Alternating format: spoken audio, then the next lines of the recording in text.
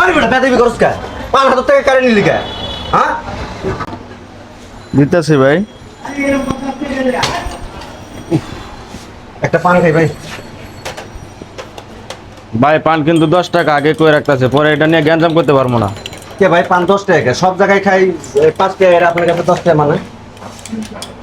ভাই সব জায়গার কথা কইতে পারি না, আমার কাছে 10 টাকায়। আপনি খাইলে খান, না খাইলে বিদায় হন। না, আপনার পানের ভিতরে ওনাদের পানের ভিতরে কোনো পার্থক্য আছে?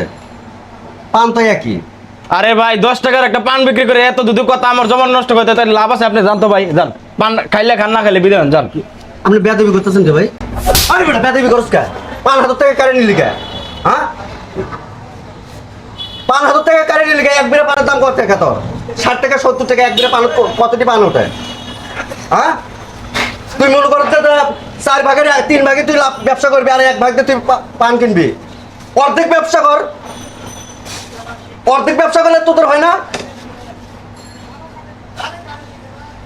তুই নিজে ইচ্ছা মন করা তুই দাম নির্ধারিত করলে হবে? হ্যাঁ? ভুক্ত অধিকার কি এদেরকে চোখে দেখে না?